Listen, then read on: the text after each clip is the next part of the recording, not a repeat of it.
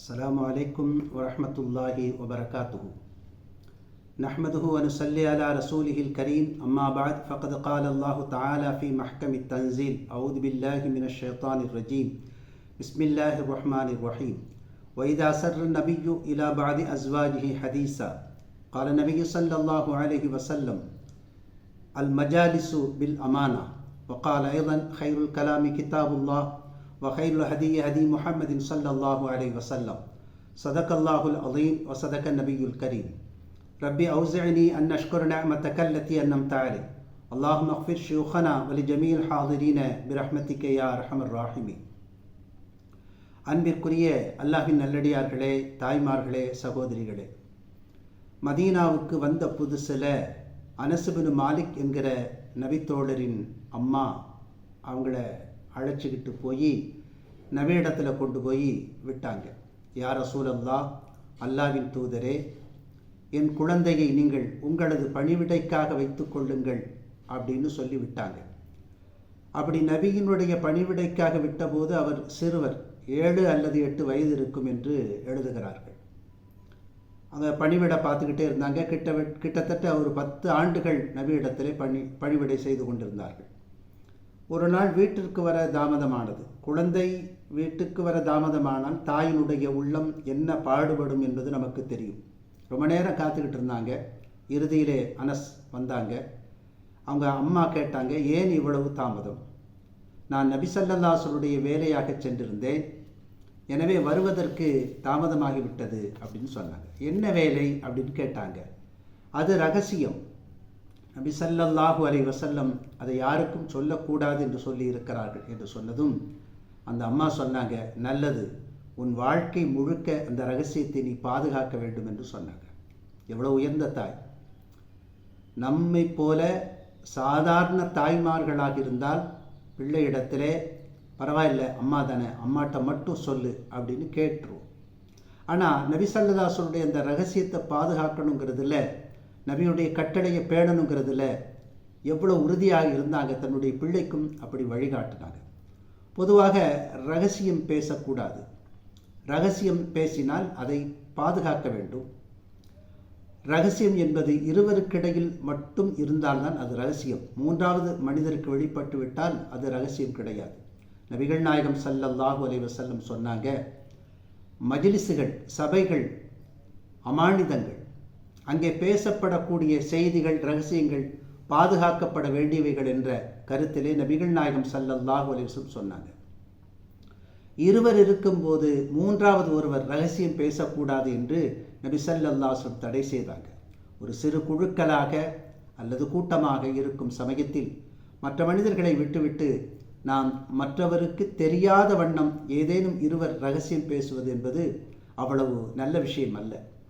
அவர்களுக்கு பல்வேறு யூகங்களை அது உருவாக்கிவிடும். ஒரு கட்டத்தில் நம்மை பற்றித்தான் இவர்கள் தவறாக பேசுகிறார்களோ என்றெல்லாம் எண்ண தோன்றுவதற்கு வழிவகுக்கும். எனவே அது தேவையில்லை.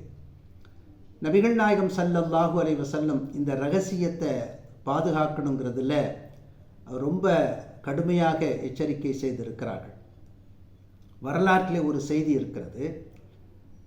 ஒரு பெண்மணி, அடிமை பெண்மணி, பகல் முழுக்க தன் எஜமானனுக்கான வேலையில் ஈடுபட்டுவிட்டு இரவு நேரத்திலே அல்லாஹ்வோடு பேசிக்கொண்டிருக்கக்கூடிய வழக்கம் அந்த பெண்மணிக்கு உண்டு.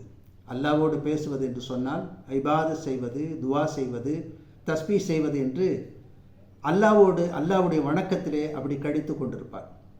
ஒரு நாள் இந்த எஜமானனுக்கு நடு இரவிலே தண்ணீர் தேவைப்பட்டது. இந்த பெண்மணியினுடைய, அடிமை பெண்ணுடைய அறையை கடந்துதான் சமையலறைக்கு செல்ல வேண்டும் என்கிற நிலை.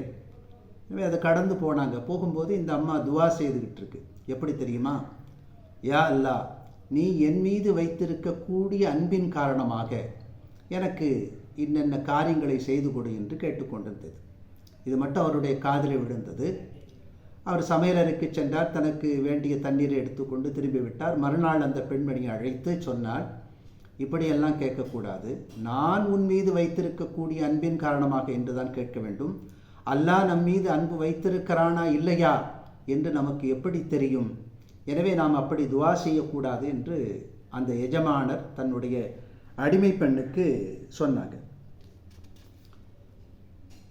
அந்த அடிமைப்பெண் அங்கிருந்து நீங்கியதும் அல்லாஹ்விடத்திலே துவா செய்தது, யா அல்லாஹ், உனக்கும் எனக்கும் இருந்த ரகசியம் உடைபட்டு விட்டது, இதற்கு பிறகு நான் வாழ்வதற்கு விரும்பவில்லை என்று சொன்னதும் அந்த இடத்திலே மரணித்தது என்று வரலாற்றில் ஒரு நிகழ்வு எழுதுகிறார்கள். இறைவனிடம் மட்டும்தான் நம்முடைய ரகசியம் தங்கும், இறைவனிடம் மட்டும்தான் நம்முடைய ரகசியங்களை சொல்ல வேண்டும். அது பத்திரமாக இருக்கும், பாதுகாப்பாக இருக்கும். சொல்லப்போனால் ரகசியமாக தொடர்பு கொள்வதற்கு மிகுந்த தகுதியானவன் இறைவன் மட்டுமே. இறைவனிடத்தில் தான் நம்முடைய எல்லா துவாக்களையும் கேட்க வேண்டும், எல்லா கோரிக்கைகளை வைக்க வேண்டும். நம்முடைய அங்கலாய்ப்புகள், நம்முடைய எதிர்பார்ப்புகள், நம்முடைய விசனங்கள், நம்முடைய ஆற்றாமைகள் எல்லாமே இறைவனிடத்தில் சொல்லுவதற்கு, ரகசியமாக பேசுவதற்கு மிக பொருத்தமானவன் அல்லாஹ் மட்டும்தான். ஒரு மார்க்க அறிஞர் ஒரு முறை தன்னுடைய மனைவியை விவாகரத்து செய்ய வேண்டிய ஒரு சூழல் ஏற்பட்டது. இருவருக்கும் ஒத்துப்போகவில்லை, கருத்தொருமித்து வாழ முடியவில்லை. எனவே இஸ்லாமிய ஷரியத் கோர்ட்டுக்கு அவர் போனார். போய் எனக்கு தலாக் வேண்டும், விவாகரத்து வேண்டும் என்று கேட்டார்.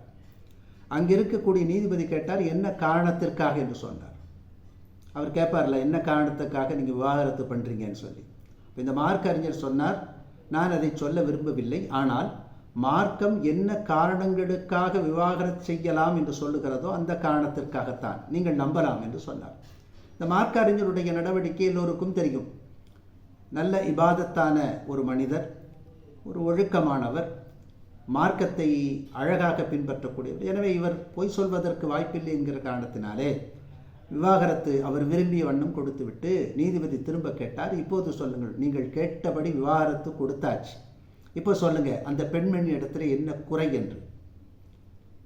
அவர் சொன்னார், அவர் என் மனைவியாக இருக்கிற போதே அவருடைய குறையை நான் சொல்லவில்லை, இப்போது விவாகரத்து ஆனதற்கு பிறகு அவர் வேறொரு பெண், அந்நிய பெண், அந்த பெண்ணுடைய ரகசியத்தை நான் வெளிப்படுத்த விரும்பவில்லை என்று அவர் சொன்னதாக வரலாற்றில் ஒரு செய்தி.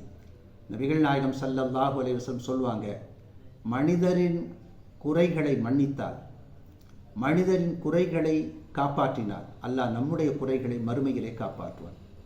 ஜனாசாவை குளிப்பாட்டக்கூடியவர்கள் அந்த ஜனாசாவிடத்தில் இருக்கக்கூடிய குறைகளையோ ரகசியங்களையோ வெளிப்படுத்தக்கூடாது என்று நபிகள் நாயகம் ஸல்லல்லாஹு அலைஹி வஸல்லம் அவங்க சொல்லியிருக்கிறாங்க. எனவே அந்த அடிப்படையில் நம்மிடத்திலே ஒரு ரகசியம் சொல்லப்பட்டால் அதை முடிந்த வரைக்கும் காப்பாற்ற வேண்டும். ரகசியத்தை நாம் பரகசியமாக பகிரங்கமாக சொல்லக்கூடாது, அது மாபெரும் குற்றம். அல்லாஹ் சுப்ஹானஹு வ தஆலா நம்மிடத்தில் சொல்லப்படுகிற ரகசியங்களை பேணி பாதுகாக்கிற நன்மக்களாக நம்மை கபூல் செய்வானாக. வாஹிரு தஅவானா அனில் ஹம்துலில்லாஹி ரப்பில் ஆலமீன். வஸ்ஸலாமு அலைக்கும் வரஹ்மத்துல்லாஹி வபரகாத்துஹு.